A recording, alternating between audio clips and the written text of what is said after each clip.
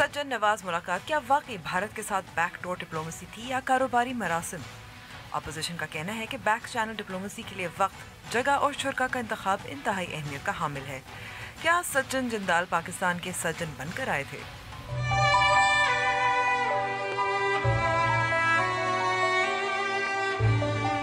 मशाल खान कत्ल केस में मजीद 4 मुल्जिमान गिरफ्तार। मरकजी मुल्जिम आरिफ ताहाल मफरूर। ANP का PTI पर आरिफ की पुश्त पनाही और मुल्क से फरार करवाने का इल्ज़ाम। और Pakistan telecom sector, call rate सबसे कम लेकिन सारिफ पर टैक्स का बोझ सबसे ज़्यादा। सालाना हर पाकिस्तानी मोबाइल सारिफ 2000 रुपये तक के इस्तेमाल पर 920 रुपये टैक्स अदा करता है। अस्सलाम वालेकुम and welcome to news voice. मैं हूँ अमर शमसी। डॉन स्टोरी का मामला तो कुछ हद तक हल हो गया है। नवाज मुखालिफ सियासी जमातों और तजियाकारों के बावजूद अदालत उज़्मा में पनामा केस और तहरीक इंसाफ का बैरून मुल्क से फंड हासिल करने के केस चल रहे हैं। इन सब के फैसले अभी आने को हैं।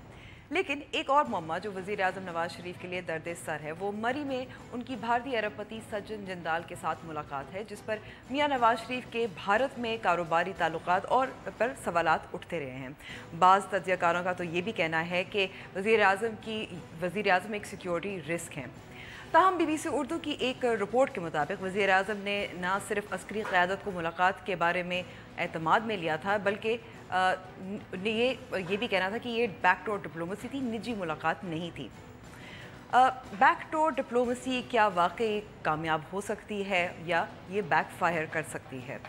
और मशाल खान कत्ल केस में पुलिस के मुताबिक 4 और मुल्ज़िमान गिरफ्तार हुए हैं, जबकि एक आरिफ खान अभी तक मफरूर हैं। इसके अलावा एक अहम गवाह पर उस वक्त हमला किया गया था जब वो अदालत में पेश होने जा रहे थे। तो क्या ये अहम केस वाकई अपने मंतकी अंजाम तक पहुंच पाएगा या वही हाल होगा जो दीगर तौहीन मज़हब के केसेस में होता रहा है? और आप जानने का हम आपको बताने की कोशिश करेंगे कि आप जब मोबाइल फ़ोन इस्तेमाल करते हैं तो उस पर कितना टैक्स पे करते हैं। शुरू करते हैं अपनी टॉप स्टोरी से। सज्जन जिंदाल और नवाज शरीफ के दरमियान मरी में होने वाली मुलाकात बैकडोर डिप्लोमेसी का हिस्सा थी और इस मुलाकात के हवाले से सिविल क़यादत ने मिलिट्री क़यादत को भी आगाह किया। ये मुलाकात कितनी अहम थी और उसने सियासी उफ़क़ पर क्या असर छोड़ा, जानते हैं हमारे नुमाइंदा ख़ुसूसी फयाज़ राजा की इस रिपोर्ट में।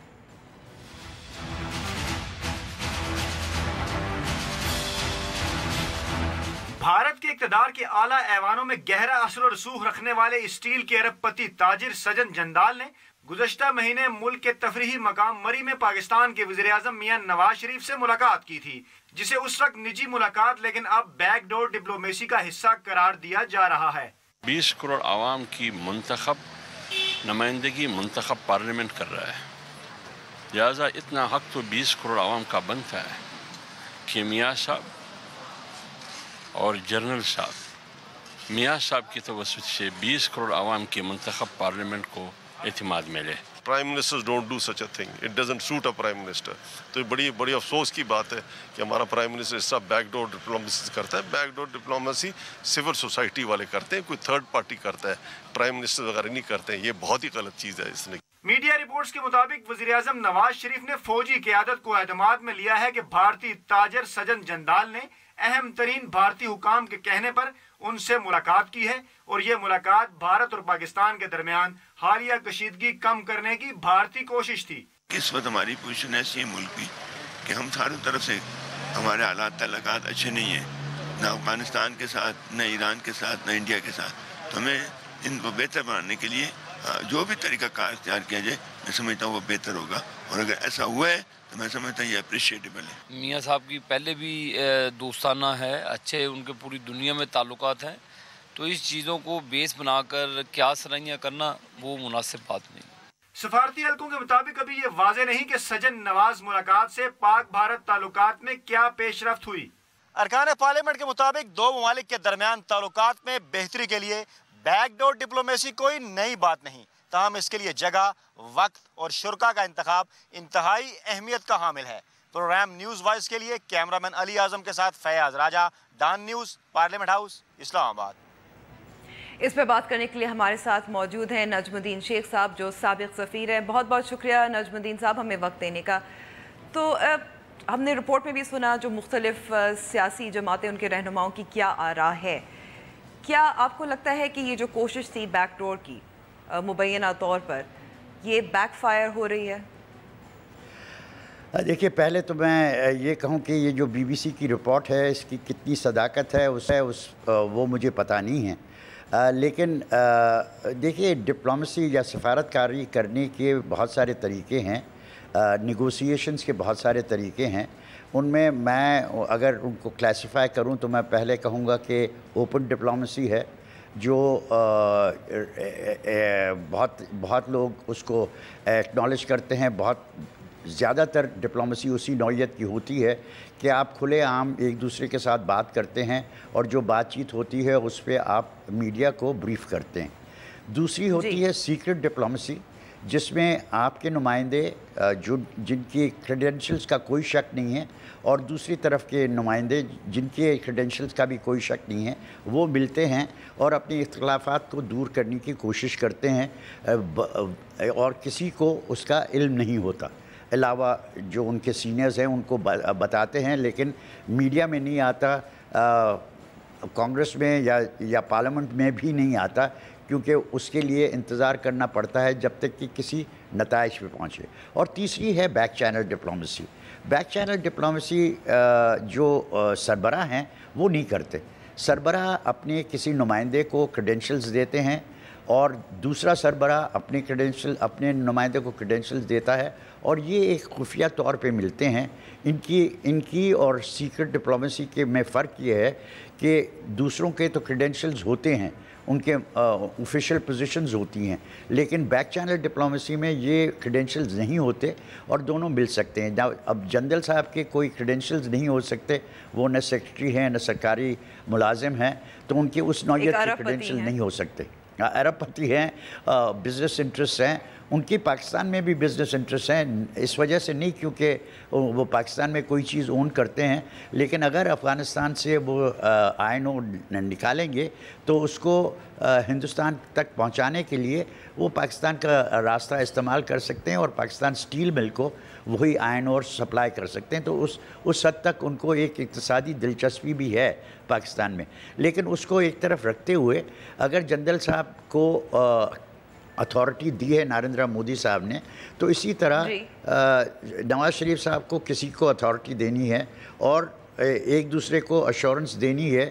وہ پرائم منسٹرز ایک دوسرے سے بات کر کے بھی کہہ سکتے ہیں کہ صاحب یہ میری طرف سے جائے گا، یہ آپ کی طرف سے جائے گا، یہ عمان میں ملیں گے یا اور جگہ ملیں گے. میں عمان کا ذکر اس وجہ سے کر رہا ہوں کیونکہ سیکرٹ ڈپلومیسی میں ایران اور امریکہ کے درمیان 1.5 سال تک یہ بات چیت عمان نے کروائی، چپکے سے وہاں پہ بیٹھ کے ایرانی اور امریکی ڈپلومیٹس ملے اور اس بنا پہ آپ نے joint comprehensive plan of action بنایا. تو اس قسم کی چیز بہت مفید ہوتی ہے کیونکہ دیکھیے ڈپلومیسی میں یہ ضروری ہے. مسئلہ یعنی کہ آپ جو کہہ رہے ہیں، آپ نے 3 جو مسائل اس کی نشاندہی کی ہے. ایک جو جگہ، دوسرا کہ وزیر اعظم کے ساتھ ملاقات ہوئی، تو تیسری یہ بھی ہو سکتی ہے کہ یہ خفیہ نہیں رہی اور میڈیا کی توجہ اس پہ آئی اور کافی شور مچا. بالکل. یہ دیکھیے اس میں مجھے lack of governance, lack of comprehension نظر آتی ہے کیونکہ کس نے سوچا کہ وہ ویزا لیں گے، ویزا لے کے پھر ایئر کرافٹ کے آنے کی کلیئرنس لیں گے، تو یہ خبر کتنے لوگوں تک پہنچے گی اور پھر آپ ایئرپورٹ سے مری جائیں گے اور آپ کی ویزا مری کے لیے نہ ہو. یہ چیزیں تو سب ایسی ہیں جو کہ توجہ اٹریکٹ کریں گی اور اس کے بعد سوال اٹھیں گے. اور بیک چینل ڈپلومیسی کی بہت اہم ضرورت یہ ہے کہ سوال نہ اٹھیں، یعنی لوگوں کو پتہ بھی نہ چلے، علاوہ اس کے کہ سوال نہ اٹھیں، پتہ ہی نہ چلے. یہ تو بالکل واضح ہو گیا تھا اور اس کی وجہ سے سوالات اٹھے. تو جو آپ کو لگتا ہے نجم الدین صاحب کی پھر مس کیلکولیشن تھی ایل او سی پر جو معاملہ ہے، ظاہر ہے انڈیا کلبھوشن یادو کا معاملہ ہے. دیکھیے ابھی جس بی بی سی رپورٹ کی آپ بات کر رہے ہیں اس میں تو ایک ذکر اس کا بھی تھا کہ پاکستانی فوج نے کہا ہے کہ کلبھوشن یادو کی نواز شریف صاحب نے ان کو کہا کہ اس کا ذکر نہیں ہوا تھا اور فوج نے یہ بھی ان لوگوں کو بتایا ہے یا بی بی سی کو بتایا ہے کہ اس کے تو بارگن کرنے کا کوئی سوال نہیں اٹھتا. تو اور نواز شریف صاحب نے ان کو کہا ہے کہ صاحب کلبھشن یادو کی بات نہیں ہوئی تھی جنرل کے ساتھ. تو پھر تو یہی ہے کہ کشیدگی جو لائن آف کنٹرول پہ ہے, جو دوسرے مسائل ہیں ان کے حل کی طرف نریندر مودی نے اگر جب وہ کہتے ہیں کہ ہائی لیول سورسز سے نے ان کو بھیجا ہے, تو وہ آج کے ہندوستان میں وہ صرف مودی صاحب ہو سکتے ہیں. تو مودی صاحب نے اگر کشیدگی کم کرنے کی بات کی ہے تو یہ بہت اچھی بات ہے, اور اگر وہ چاہ رہے ہیں کہ کسی طرح ہم ایک ہموار راستہ بنائیں جس میں negotiations, bilateral negotiations, official bilateral negotiation resume ہو سکیں, تو یہ بہت اچھی بات ہے. لیکن یہ طریقہ کار جو ہے اس میں یہ نتائج نکالنا بہت مشکل ہے, بہت مشکل ہوگا. بہت بہت شکریہ میں وقت دینے کا نجم الدین شیخ صاحب. بریک پہ جاتے ہیں, بریک کے بعد ہم بات کریں گے مشال خان کے قتل کے کیس کی.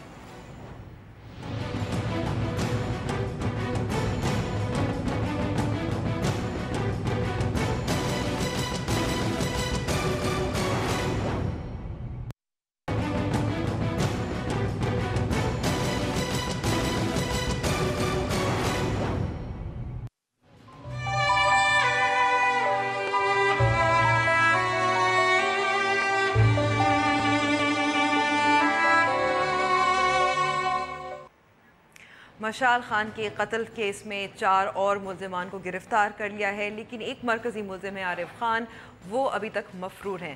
اس پہ بات کرنے کے لیے ہمارے ساتھ موجود ہیں زاہد خان صاحب, تعلق عوامی نیشنل پارٹی سے. بہت بہت شکریہ ہمیں وقت دینے کا زاہد صاحب.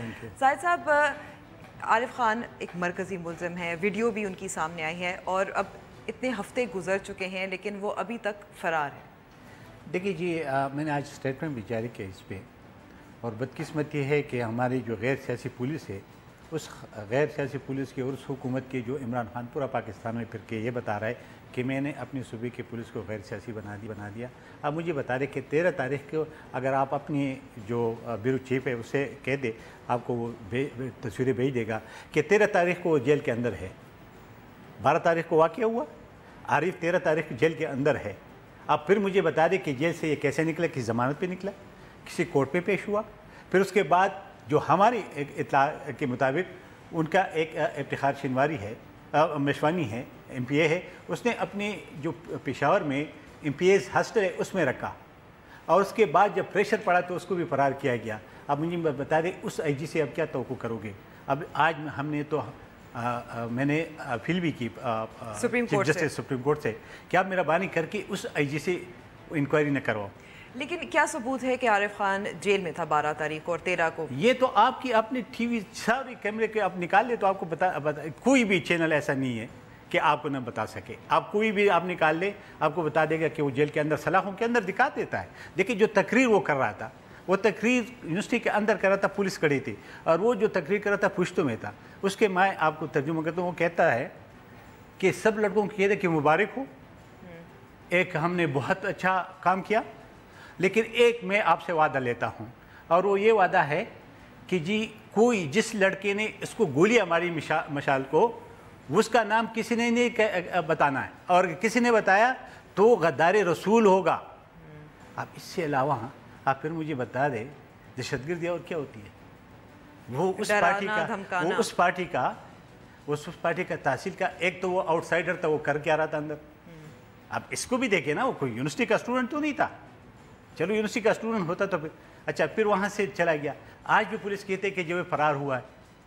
اسی لیے میں نے آج جو سپریم کورٹ کے چیف جسٹس صاحب سے اپیل کی کہ آپ اس آئی جی سے آپ مہربانی کر کے انکوائری نہ کروائے, کیونکہ اس سے انصاف مل نہیں سکتے, توقع نہیں ہے. جو اپنے اتنا پریشر ہے صوبائی حکومت کی ان کے اوپر کہ وہ ایک بندے کو جیل سے فرار کروا سکتا ہے, تو آپ کو صحیح جس میں ایک انوالو ہو, جو ملزم ہو, وہ کیسے آپ کے حوالے کر دے گا, یا کیسے صحیح انکوائری سے توقع ہوگی, اور اس خاندان کی جس کے مشال کے ماں باپ کیسے تسلی ہوگی کہ وہ پولیس والے اس کی انکوائری کر رہے کہ وہ ایک حکومت کے نمائندے کے کو فرار کرتے ہوئے یہاں سے بھگا دیتا ہے, پھر آپ ان سے انکوائری کروائے, تو میرے خیال میں یہ جائز نہیں ہے. زاہد صاحب, ساتھ ساتھ گواہان جو ہیں ان کو بھی مشکلات کا سامنا ہے. کچھ یہ بھی خبر آئی تھی کہ ایک جو ہاسٹل کے وارڈن تھے وہ اپنی گواہی دینے جا رہے تھے بالکل, اور ان پہ حملہ کیا گیا تھا, اور ان کو ظاہر ہے جان کا خطرہ ہے.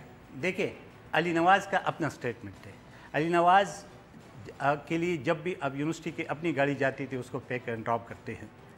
इस दिन जिस दिन वो गवाही के लिए DCO के पास जा रहा था वो गाड़ी नहीं आई, वो अपनी मोटरसाइकिल पे, क्योंकि उसने कहा कि मैं ज़रूर गवाही दूंगा और गवाही के लिए जा रहा था।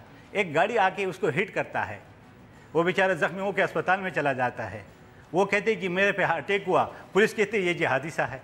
अब फिर मुझे बता देना कि आप किस पे यकीन करेगी? जितना मर्दान में जितना भी इंतज़ामिया है वो सारा इन्वॉल्व है। IG खैबर पख्तूनख्वा से हम इसलिए तो मैं आखिर IG खैबर पख्तूनख्वा से तो हम इसलिए तो नहीं रख सकते कि वो IGA के 3 नाम गए थे। ये वो IG है कि जो 21 ग्रेड में प्रमोट किया गया था और सुप्रीम कोर्ट ने उन सब को नॉन वायलेट कर दिया था, और फिर यही बंदा 2 जो सीनियर लोग थे वो उसको बाईपास करके इसको IG लगा दिया, और ये फिर सलाम के लिए इमरान खान के पास बरीगाल आता है।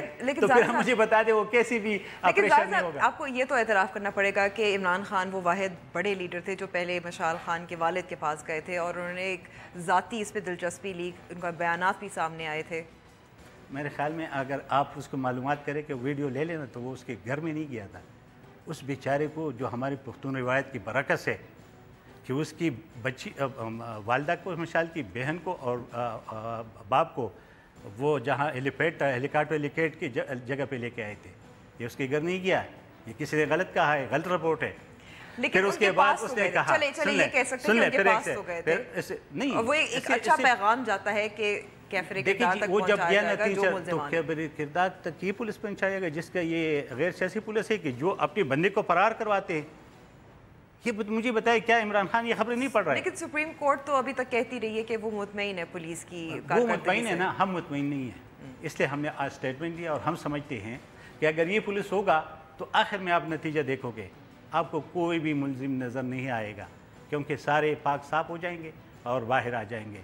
मशाल बेचारा शहीद हो गया, शहीद हो जाएगा बस। अगर सुप्रीम कोर्ट का भी यही हाल है, इसलिए आज हमने अपील की, कल उसका है, और मुझे उम्मीद है कि सुप्रीम कोर्ट अगर ये बातें उसके पास जाती है तो वो इस पे फ़ौरन GIT बना देना। क्यों नहीं बनाते हैं? अगर हर एक चीज़ के लिए GIT बन सकता है, लेकिन GIT अगर आपके डाल लीक्स के लिए कि इस मुल्क में बहुत बड़े लीक्स हुए, वो तो एक खबर थी, बाखबर थी, लेकिन वो तो लिखता नहीं, उसके लिए आपने एक वो बना दिया। GIT परवेज़ खटक ने भी तो GIT की पेशकश की थी और सुप्रीम कोर्ट का कहना था कि क्योंकि तहकीकात चल रही हैं, काम हो रहा है, तो GIT की क्या जरूरत है? जब सुप्रीम कोर्ट ने एक्शन लिया तो फिर परवेज़ खटक तो दूसरे दिन तो चाइना चला गया था ना, ये भी आपको इल्म है। उसके वजीर तो चाइना गए हुए थे। अगर वो इतना सीरियस होता, इतना इंटरेस्ट होता तो वो न जाते ना, दौरे में कुछ भी नहीं होता था। अब मुझे बता दे वो तो उधर चला गया, लेकिन जब सुप्रीम कोर्ट ने एक्शन लिया तो सुप्रीम कोर्ट करे। सुप्रीम कोर्ट ने अभी GIT नहीं बनाई क्या, तो उसके लिए भी बना देना, क्या फ़र्क पड़ जाएगा? ये तो एक जुल्म हो चुका है। GIT से क्या फ़र्क पड़ेगा? क्योंकि ज़ाहिर सब जो तमाम लोग चाहते हैं कि ज़ाहिर केस जो है, जो मुल्ज़िमान है वो पकड़े जाएँ, उनको सज़ा दी जाए। आपको लगता है कि क्योंकि तहकीकात जो है वो जानिबदार हैं? मुझे इसलिए कि मुझे एक आरिफ का कोई वजह कोई भी बता दे कि जो कैसे जेल से निकल कर फरार हो गया, कैसे वो MP हॉस्टल पहुँच गया, कैसे फिर वहाँ से फरार हो गया, क्यों गिरफ्तार नहीं हो रहा है? तो यही तो मेरा सवाल है। वो तो इमरान खान से भी, परवेज़ खटक से भी, IG खैबर पख्तूनख्वा से भी है, और चीफ जस्टिस से रिक्वेस्ट है कि जी आप इसके लिए GIT बना दें, वरना कुछ भी नहीं मिलेगा। ये जो चीज़ें कर रहे हैं ना कि आज 2 बंदे पकड़े गए, अभी 2 बंदे पकड़े, ये तो उसी दिन सब पकड़े जाए सके। वीडियो में सारे तो थे कि कोई आसमान से तो नहीं, अफगानिस्तान से तो कोई नहीं आए थे ना, इधर के लोग थे सारे। क्यों लंबा किया जा रहा है इस चीज़ को? क्यों उस बंदे को, जो मेन बंदा था जिसने सब साजिश तैयार की थी, उसको क्यों फरार किया गया? ठीक है, अगर आपका मेन मुलजिम फरार हो तो आपके केस पे कितना असर पड़ सकता है? कितना असर पड़ सकता है? जाहिद खान साहब बहुत बहुत शुक्रिया हमें वक्त देने का। ब्रेक पे जा रहे हैं, ब्रेक के बाद हम जानेंगे कि हम फ़ोन इस्तेमाल जो करते हैं उस पर कितना टैक्स अदा करते हैं।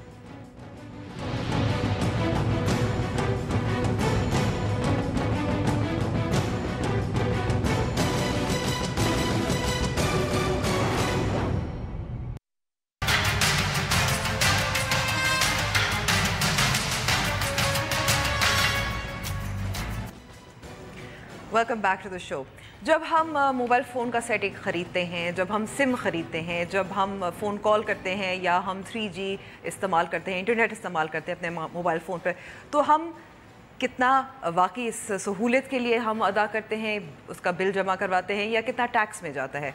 اس پر بات کرنے کے لیے ہمارے ساتھ موجود ہیں محمد اسلم حیات صاحب، جن کا تعلق ٹیلنور سے ہے. بہت بہت شکریہ ہمیں وقت دینے کا.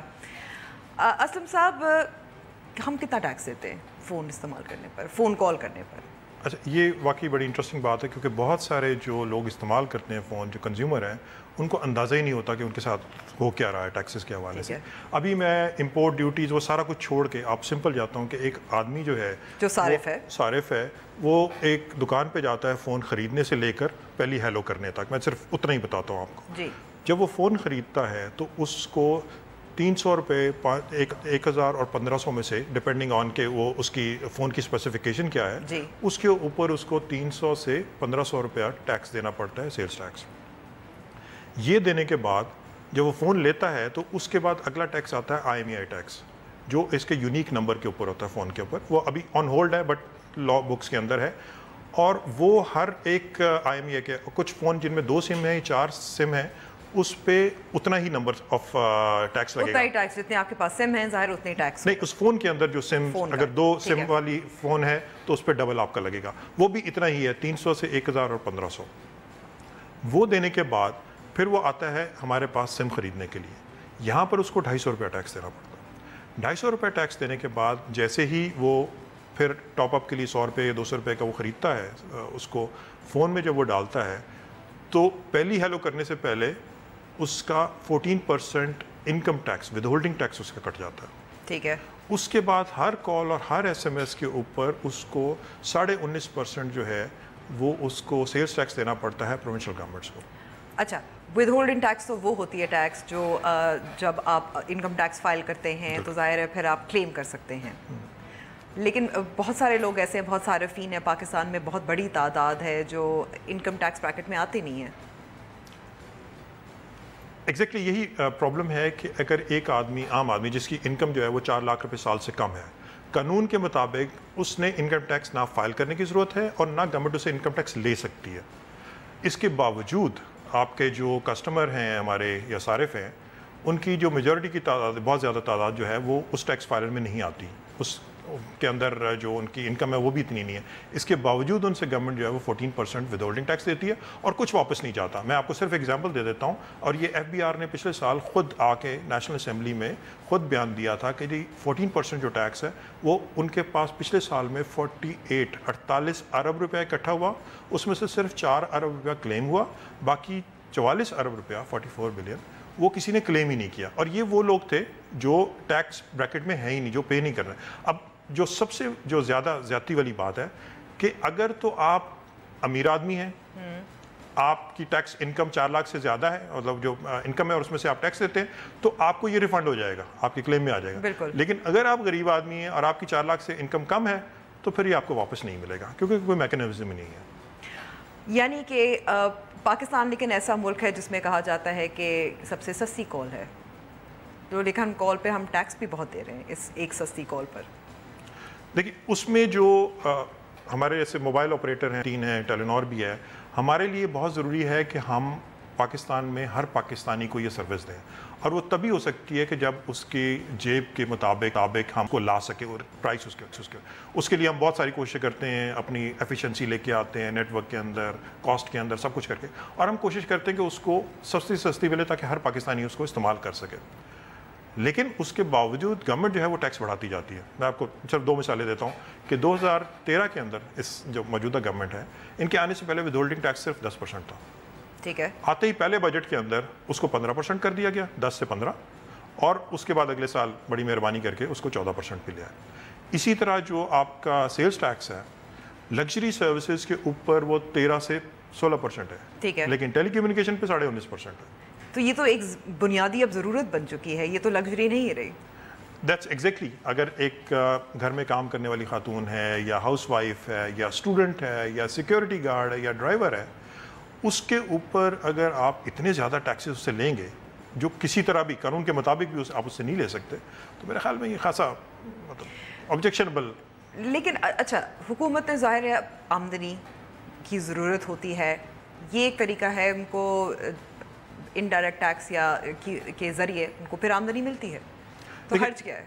حرج یہ ہے کہ آپ اس سے ٹیکس لیں جو قانون کے یا قانون تبدیل کر لیں, مجھے اس میں کوئی اعتراض نہیں. اگر آپ یہ کہیں کہ ہر آدمی کو یہ ٹیکس دینا تو دیٹس فائن, لیکن جب آپ خود کہتے ہیں کہ اگر آپ کی انکم 4 لاکھ سے کم ہے تو آپ انکم ٹیکس دینے کی ضرورت نہیں ہے آپ کو, اور اس کے بعد اسے کہتے ہیں کہ بائی دا وے آپ ہمیں دے دو اور ہم آپ کو اگر آپ نے کلیم کیا تو واپس کریں گے, لیکن کلیم کرنے کے لیے آپ کا فائلر ہونا ضروری ہے. تو میرے خیال میں یہ ایک بیسک جو ٹیکس پالیسی کی پرابلم ہے کہ بجائے اس کے کہ آپ ٹیکس نیٹ بڑھائیں, جو لوگ انٹرنیشنل ٹریول کرتے ہیں فار ایگزامپل, میں پھر آپ کو ایگزامپل دوں گا, ان کے اوپر ود ہولڈنگ ٹیکس جو ہے ایئر ٹکٹ کے اوپر 5% ہے, جبکہ that may be a luxury thing, لیکن سب لوگ بیرون ملک نہیں جا سکتے, ٹھیک ہے, لیکن اگر آپ فون استعمال کرتے ہیں, آپ مہینے میں صرف آپ کے پاس 210 روپے ہیں اس پہ استعمال کرنے کے لیے, تو آپ کو 14% ود ہولڈنگ ٹیکس دینا پڑے گا. تو اس کا پھر نتائج کیا نظر آ رہے ہیں آپ کی جو ٹیلی کام سیکٹر میں؟ دیکھیے نتائج تو بڑے سمپل ہیں کہ آپ کی جتنی سروس مہنگی ہو جائے گی ٹیکسز کی وجہ سے, کیونکہ آپ کا اگر 14 اور 19.5 جو ہے وہ تقریباً 1/3 سے زیادہ جو ہے وہ آپ کا نکل گیا, تو آپ اتنے پیسے کی سروسز لے نہیں سکیں گے, استعمال نہیں کر سکیں گے. تو ایک تو وہ اس طرف ہے. دوسرا یہ ہے کہ اس کی وجہ سے بہت سارے جو بالکل باٹم آف دا پیرامڈ یا بالکل غریب طبقہ ہے, اس کے لیے فون افورڈ کرنا مشکل ہو گیا ہوا ہے. پہلے تو اس کو ہینڈ سیٹ کے اوپر ٹیکس دینا ہے, پھر اس کو IMEI ٹیکس دینا ہے, پھر اس کو سم خریدنے کا ٹیکس دینا ہے, پھر اس کو ود ہولڈنگ ٹیکس دینا ہے, اور پھر اس کے بعد اس نے سیلز ٹیکس دینا ہے. تو اس کے لیے تو بہت مشکل ہو گیا نا. آپ تو انڈسٹری کی مدد کرنی چاہیے کہ تاکہ زیادہ سے زیادہ لوگوں کے پاس یہ سروس پہنچے اور وہ اس کا استعمال کریں. اب یہ لگژری سروس تو ہے نہیں. اب عام اگر آپ ایک آدمی کو دیکھیں جو بالکل مینول بزنس کام کرتا ہے, بڑھئی ہے یا وہ کوئی موٹر میکینک ہے, اس کے لیے تو اس کا فون آفس ہے. لوگ اس کو فون کرتے ہیں بجائے اس کے کہ وہ ڈور ٹو ڈور جائے, مالی ہے ڈور ٹو ڈور جائے اور جا کے پوچھے آپ کے میرے لیے آج کوئی کام ہے کہ نہیں ہے. لوگ اس کو کال کر کے, اور یہ ہمارے پاس بہت ساری سٹوریز ہیں جس میں لوگوں نے کہا ہے کہ جی اس کی وجہ سے ہماری انکم بڑھی ہے. بلکہ حکومت پنجاب بھی جو فارمرز ہیں ان کے لیے بھی ایک اسکیم آئی تھی فون کے ذریعے ان کو معلومات فراہم کرنے کے لیے, جس کے لیے ظاہر ہے آپ کو ایک 3G انیبلڈ فون چاہیے ہوگا, اسمارٹ فون چاہیے ہوگا. تو اچھا, اب اس میں اب ایک اور جو بات میں پوچھنا چاہ رہی تھی کہ اب جیسے انفارمیشن ٹیکنالوجی کی وزارت ہے, وہ ایک ڈیجیٹل پالیسی لا رہے ہیں, اس کا مسودہ 2017 کا ان کی ویب سائٹ پہ بھی موجود ہے, اور اس میں ایک جو نقطہ ہے وہ یہ ہے کہ کوشش کی جائے گی کہ دیہاتوں تک زیادہ سے زیادہ لوگوں تک رسائی ہو موبائل فون سروسز کی, انٹرنیٹ کی اور وغیرہ وغیرہ. تو یہ بھی ایک پھر رکاوٹ ہو جائے گی ظاہر, اگر آپ دیہاتوں میں ظاہر ایکسپینڈ کرنے کی کوشش کریں گے. یہ بہت بڑی رکاوٹ ہے, اور اس میں ایک تو خیر وہ پالیسی کی بات ہے, دوسرا گورنمنٹ کا اپنا ویژن جو ہے 2025, اس کے اندر جتنے بلاکس ہیں جس میں آپ کی تعلیم آتی ہے, صحت آتی ہے, سارا کچھ ہے, اس سب کے اندر ٹیلی کمیونیکیشن یا موبائل فون ہے اس کا کنٹریبیوشن ہے ہر ایک بلاک کے اندر. اور اس میں تو بہت ساری اسٹڈیز ہیں, ہم نے پاکستان کے حوالے سے بھی کرائی, باہر بھی کرائی, کہ آپ اگر موبائل براڈ بینڈ جو ہے وہ 10% انکریز کرتا ہے تو اس کا ڈائریکٹ امپیکٹ آپ کی GDP کے اوپر 1.38 بلین آتا ہے. تو آپ کی GDP آج $270 بلین کے قریب ہے. تو اس کا مطلب یہ ہے کہ آپ کو کوئی $3 بلین سے زیادہ جو ہے موبائل براڈ بینڈ پینیٹریشن سے آپ کا وہ انکریز ہو سکتا ہے. سو دیٹس ایک طرف وہ ہے. لیکن دوسری طرف آپ یہ کہتے ہیں کہ یار اس کو استعمال پہ اتنا ٹیکس لگا دو کہ یہ شاید اس کا استعمال نہ کر سکے. اور یہ پنجاب والی جو کسان والی I think it's a very good initiative جو پنجاب گورنمنٹ نے لیا ہے, لیکن اس میں بھی پرابلم یہ آ رہی ہے کہ اس کو اسمارٹ فون چاہیے جس پہ 1500 روپیہ وہ ٹیکس, پھر IMEI ٹیکس, پھر اس کے بعد سارا کچھ ہے. تو وہ کسان کے لیے بہت مشکل ہوگا اس کو افورڈ کرنا, خریدنا. جو نظر آ رہا ہے کہ ایک طرف ہے وزارت خزانہ, پھر ایک طرف ظاہر پلاننگ منسٹری ہے, اور ایک طرف انفارمیشن ٹیکنالوجی کی منسٹری ہے, لیکن ابتری جس کو حاصل ہے وہ پھر وزارت خزانہ کو ہے جو زیادہ سے زیادہ ٹیکس انڈائریکٹ ٹیکسز کے ذریعے جمع کرنے کی کوشش کر رہی ہے. بالکل صحیح کہہ رہے ہیں. اور ہمیں جو منسٹری آف IT کی طرف سے یا منسٹری آف پلاننگ کی طرف سے اور ایون اسٹیٹ بینک کی طرف سے بہت زیادہ سپورٹ ملتی ہے, بیکاز وہ تینوں یہ کہتے ہیں کہ یہ سب سے بڑا جو بیریئر ہے وہ ٹیکسیشن ہے اس کی گروتھ میں. جو اسٹیٹ بینک ہے اس نے اپنی جو کوارٹرلی رپورٹ تھی پچھلے سال کی فرسٹ کوارٹر کی, اس میں باقاعدہ اسپیسیفکلی لکھا ہے کہ جی ٹیکسیشن کی وجہ سے موبائل براڈ بینڈ کی پینیٹریشن نہیں ہو رہی. اب آپ سمپلی یہ دیکھیں کہ اس وقت موبائل براڈ بینڈ کے اندر ہم نیپال, بھوٹان, بنگلہ دیش اور سری لنکا سے پیچھے ہیں. موبائل اسمارٹ فون جو ہیں وہ آج بھی 26% کے قریب ہے. باقی جو آپ کی پاپولیشن ہے 74%, وہ بہت عام اور بڑے چیپ فون استعمال کرتی ہے, بیکاز اس کے علاوہ افورڈ نہیں کر سکتے. اس کے علاوہ افورڈ نہیں کر سکتی. بہت بہت شکریہ ہمیں وقت دینے کا. بریک پہ جا رہے ہیں. بریک کے بعد ہم دیکھیں گے کہ سڑک اور بجلی کی پیداوار کے درمیان کیا تعلق ہے.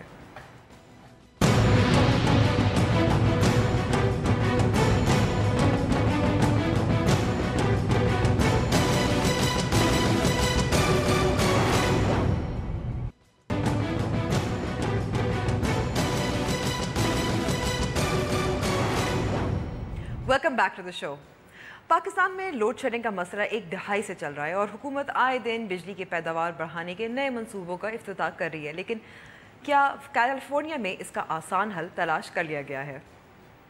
अगर आपसे कहा जाए गाड़ी चलाएं, सड़क बिजली पैदा करेगी, तो यकीनन बहुत से लोग इस पर यकीन नहीं करेंगे। लेकिन कैलिफोर्निया में ऐसी सड़कें बनाई जा रही हैं जहां कारों के चलने से बिजली पैदा होती है। इस तहकीक को कैलिफोर्निया इंस्टीट्यूट ऑफ टेक्नोलॉजी ने पेश किया है। इस टेक्नोलॉजी के तहत सड़कों की तामीर के वक्त सड़क में बरकी चिप्स नस्ब कर दी जाएगी, जिन पर जब गाड़ियां चलेंगी तो पैदा होने वाली तवानाई से बिजली पैदा होगी, जो सड़क किनारे लगे इलेक्ट्रिक इन्वर्टर टावर में बिजली में तब्दील हो जाएगी। कैलिफोर्निया के हुकाम का कहना है कि ऐसी सड़कों पर काम शुरू कर दिया गया है और जल्द ही पूरे कैलिफोर्निया में इलेक्ट्रॉनिक सड़कों का जाल बिछ जाएगा, जिससे पूरे कैलिफोर्निया की बिजली पैदा की जा सकेगी। इस टेक्नोलॉजी को इससे पहले मुख्तलिफ डांस क्लब्स के फ्लोर पर भी इस्तेमाल किया जा चुका है। हमारे मौजूदा हुक्मरानों के सड़कें और पुल बनाने के शौक से हर कोई वाकिफ है। बस उनसे गुजारिश है कि इस टेक्नोलॉजी को अपना कर देखें। शायद मुल्क से बिजली का बहरान खत्म हो जाए और सीप पैक के साथ साथ सस्ती बिजली भी आवाम को मिल सके।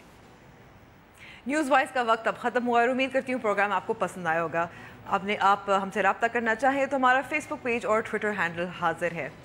मुझे इजाज़त देने से पहले आपने बच्चों को अक्सर अपने मनपसंद खाने की चीज़ों पर कब्ज़ा करते देखा होगा, लेकिन आपको दिखाते एक वीडियो जिसमें एक बिल्ली खाने की चीज़ों पर कब्ज़ा जमाए बैठी है। खुदा हाफिज़।